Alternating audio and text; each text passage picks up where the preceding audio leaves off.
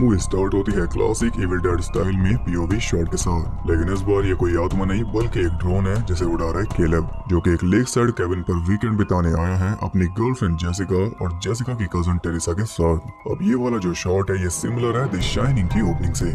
Caleb का drone Teresa के एकदम पास से निकला तो उसने कैलेब को बोला कि अभी मेरा सर कट जाता। तो कैलेब कहता है कि इन ब्लेड से सर नहीं कट सकता, हाँ चेहरे को नुकसान पहुंच सकता है। अब ये दोनों तो यहाँ पर हैं, लेकिन जेसिका कैबिन में है क्योंकि उसकी तबीयत थोड़ी खराब है। टेरिसा उसे चेक करने जाती है और यहाँ पर हम देख पाए कैबिन को जिसकी शेप है ट्रायंगल, जो कि आजकल हर एक हॉरर मूवी में देखने को मिलता है। कैबिन के अंदर हम सेम वैसी घड़ी भी देख पाए जिसका स्केच शेरिल बना रही थी द इविल डेड में। जेसिका बेड पर लेटी हुई थी और टेरिसा वहीं पर बैठकर एक किताब पढ़ने लगी। तभी अचानक जेसिका उठकर बैठ गई और वो बिना देखे उस किताब की एक एक लाइन एकदम एक्यूरेट पढ़कर सुनाने लगी, जैसे कि पोसेस शेरिल बता रही थी कार्ड्स के बारे में। ये देखकर टेरिसा घबरा गई और उसकी घबराहट तब और ज्यादा बढ़ गई जब जेसिका एक अलग आवाज में बोलने लगी, जिससे हम समझ पाए कि ये बन चुकी है एक डेडाइट, यानी कि डीमन द्वारा पोसेस्ड इंसान। अचानक वो बेड से नीचे गिर गई, जो कि हम जानते हैं कि डेडाइट की चाल है, और टेरिसा बड़े आराम से उसमें फंस गई। वो वही दूध वाली उल्टी कर रही थी, इसलिए टेरिसा जल्दी से उसके पास पहुंची और तभी उसने टेरिसा को जकड़कर उसकी स्कैल्प उखाड़ दी। उसी हालत में टेरिसा जान बचाकर पहुंची कैलेब के पास, लेकिन जेसिका उसकी स्कैल्प लेकर वहां भी आ गई। आते ही उसने उड़ते हुए ड्रोन को अपने फेस में घुसा लिया और वो सीधा जा गिरी लेक में। उसके पीछे कैलेब भी जल्दी से पानी में कूद गया, लेकिन बाहर आया सिर्फ उसका सर। जैसा कि इसने बोला था, ब्लेड से सर नहीं कटता, ऐसे करता है। चेहरे पर ब्लेड्स के निशान लिए जेसिका पानी से निकलकर हवा में तैरने लगी, और ये था इस मूवी का इंट्रो, जिसमें टाइटल आप पीछे भी देख सकते हो और ध्यान दो तो नीचे पानी में भी। बात यहाँ तक कैसे पहुंची ये जानने के लिए हमें जाना पड़ेगा एक दिन पीछे। हम देखते हैं गिटार टेक्नीशियन बेथ को, जिसे अभी अभी पता चला है कि वो प्रेग्नेंट है। उसे कुछ भी समझ नहीं आ रहा था कि वो क्या करे, इसलिए वो पहुंच गई अपनी बड़ी बहन एली के पास, जो कि एक टैटू आर्टिस्ट है, और वो रहती है अपने 3 बच्चों के साथ, डैनी, ब्रिजेट और कैसी। ये एक पुरानी सी बिल्डिंग में रहते हैं जिसे अगले महीने तोड़ा जाएगा, इसलिए अब इन्हें नया घर भी ढूंढना है, और इस बिल्डिंग का नाम है मॉन्डे, जिसे थोड़ा आगे पीछे करो तो बनता है डीमन। डैनी बनना चाहता है एक डीजे, ब्रिजेट एक क्रांतिकारी, और कैसी तो अपने में मस्त है। उसने एक सीजर से अपनी डॉल की गर्दन काट दी और मॉम के पूछने पर सीजर छुपा दी। तभी पड़ोस के 2 बच्चे जेक और स्कॉट उनके घर आए ब्रिजेट को इनवाइट करने। आज रात ये सारी फ्राइडे मूवीज देखेंगे, यानी कि nightmare on Elm street franchise, और स्कॉट कहता है कि बेकार वाली भी। जैसा कि स्क्रीम में केसी ने बोला था कि सिर्फ पहली मूवी ठीक है, बाकी सारी बेकार है, लेकिन ब्रिजेट इंटरेस्टेड नहीं थी, इसलिए वो दोनों चले गए। तो ब्रिजेट ने देखा कि केसी ने मॉप की स्टिक निकाल कर उसके ऊपर डॉल का फेस फिट कर दिया था, और स्टिक उससे लेने के चक्कर में वो स्टिक ही टूट गई। अब वो तीनों मस्ती करने में लगे थे, तभी उनकी डोरबेल बजी तो एली गई दरवाजा खोलने, लेकिन बाहर कोई भी नहीं था। वो थोड़ी हैरान हुई कि तभी बेथ ने उसे डरा दिया। दोनों बहनें आपस में मिली और पूरी फैमिली एक साथ अच्छा टाइम बिता रही थी। तभी एली ने बच्चों को भेज दिया पिज्जा लाने, क्योंकि बेथ ने पूछ लिया एली के हस्बैंड जे के बारे में, जो कि 2.5 महीने पहले इन्हें छोड़कर चला गया था। बेथ कहती है कि अगर तुम मुझे फोन करती तो मैं सीधा तुम्हारे पास आ जाती, लेकिन यही तो बात है कि एली ने इसे फोन किया था, वो भी 1 नहीं 2 बार, लेकिन ना तो इसने फोन उठाया और ना ही कॉल बैक किया। अब अपने मतलब के लिए ये सीधा इसके पास आ गई। इसके फोन में एली का वॉइस मैसेज भी है, जो कि इसने अब जाकर चेक किया, फिर भी एली को इससे कोई नाराजगी नहीं है। नीचे बच्चे पिज्जा लेकर आ चुके थे और वो पार्किंग लॉट से निकल ही रहे थे कि तभी पूरी बिल्डिंग हिलने लगी, क्योंकि भूकंप आ रहा था। भूकंप तो रुक गया, लेकिन धरती फटने से वहाँ पर एक गड्ढा हो गया था जो जा रहा था एक वॉल्ट में, क्योंकि पहले इस बिल्डिंग में बैंक था। अब यहाँ पर आप पिज्जा बॉक्स पर नाम पढ़ सकते हो हेनरिएटा, जो एनी की माँ थी इविल डेड 2 में, और साथ में लिखा है कम गेट सम, जो ऐश ने डेड को बोला था आर्मी ऑफ डार्कनेस के एंड में। साथ ही यहाँ पर एक ट्रक खड़ा है जिसपे लिखा है फोंडा।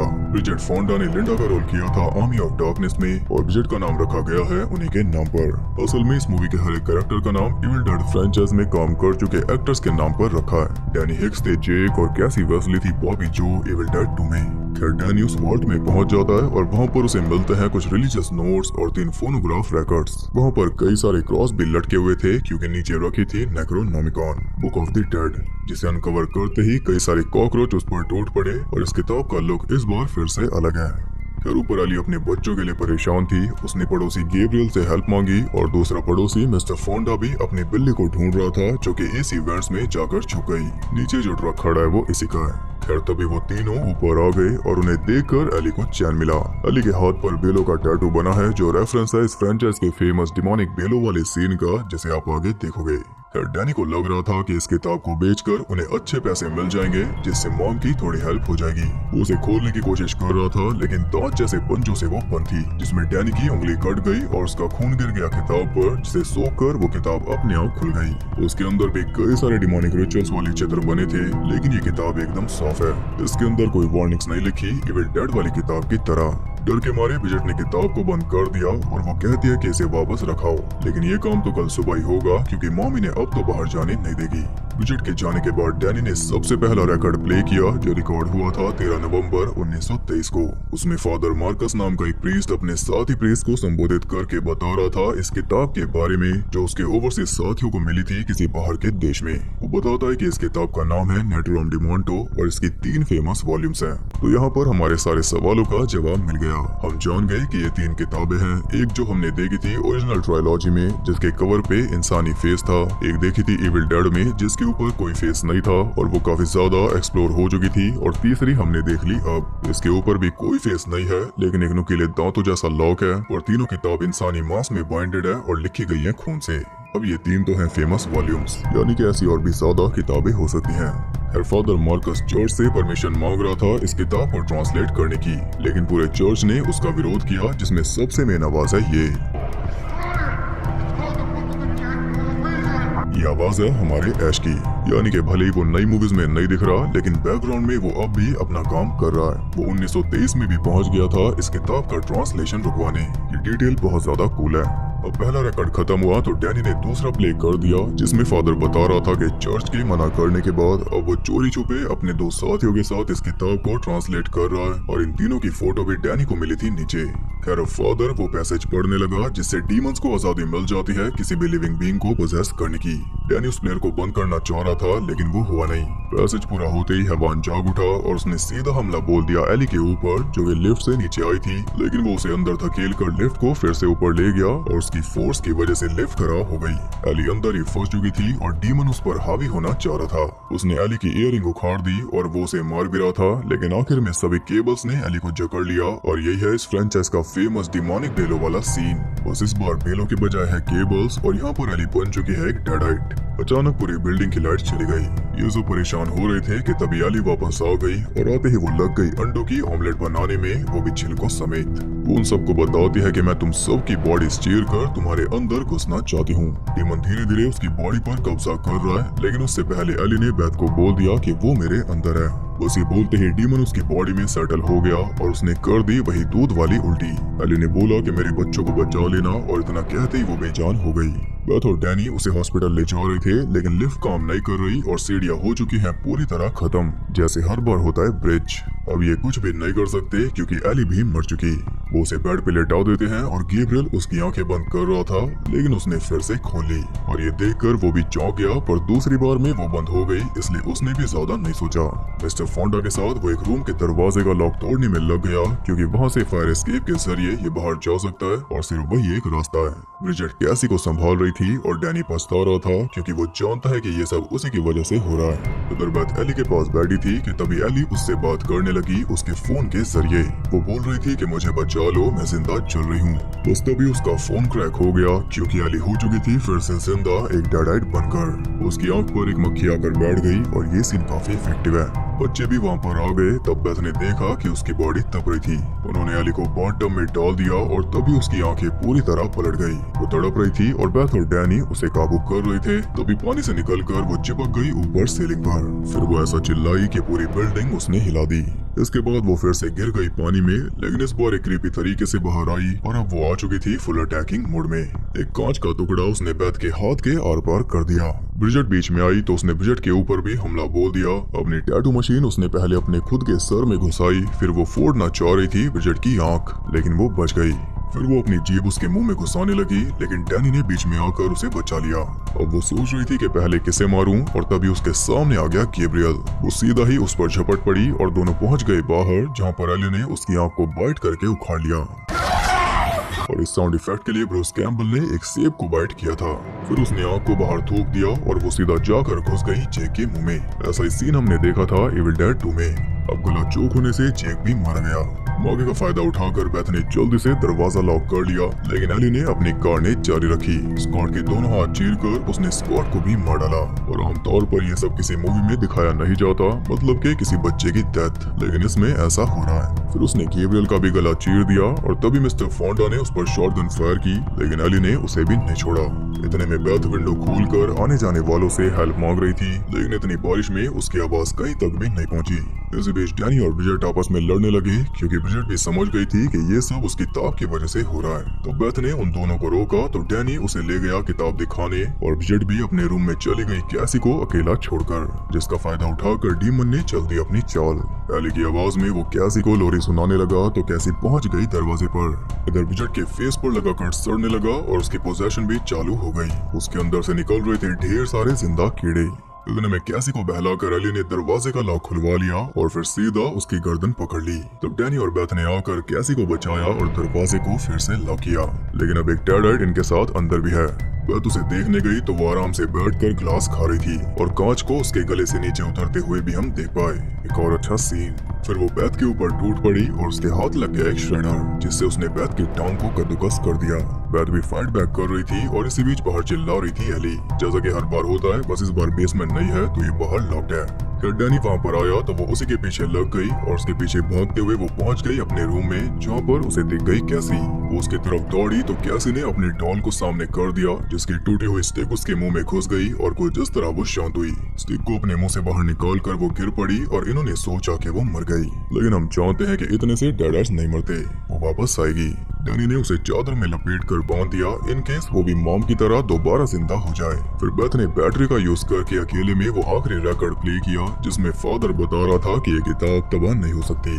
उसके दोनों साथी भी डेड बन गए थे और जब उसने एक्सोर्सिज्म ट्राई किया तो वो भी काम नहीं आया। बाकी प्रीस्ट उसकी हेल्प करने आए, लेकिन वो सब भी चपेट में आ गए। तो फादर ने उन सबको जिंदा जला डाला, लेकिन वो नहीं मरे। उन्हें जमीन में दफनाया, लेकिन वो फिर से बाहर निकल आए। तब आखिर में उन सब के टुकड़े करने पड़े, तब जाकर वो रुके। तो यहाँ पर फिर से एक मतभेद आ गया, क्योंकि इविल डेड में 3 तरीके बताए गए थे डेडर्स को मारने के: जिंदा जलाना, जिंदा दफनाना या फिर टुकड़े करना। लेकिन इसके अनुसार बाकी दोनों तरीके काम नहीं आए, जबकि उसमें आ गए थे।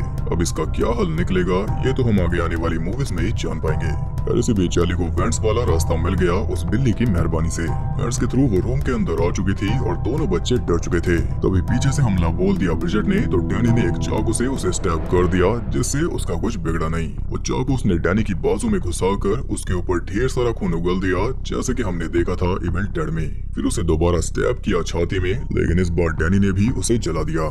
इतने में एली बेथ के पास पहुंच चुकी थी और यहाँ पर आता है एक और कूल सीन। एली ने अपना नाखून रैकेट पर रखा तो वो प्ले हो रहा था और आवाज आ रही थी उसके मुंह से। तभी बेथ ने एक स्क्रू ड्राइवर घुसा दिया उसके गले में, जिसके बदले उसने बेथ को फेंक कर मारा बाहर। और बाहर उसने देखा कि कैसी छुपी हुई थी और डैनी अपनी आखिरी सांसें ले रहा था। कैसी को सॉरी बोलकर उसने भी दम तोड़ दिया।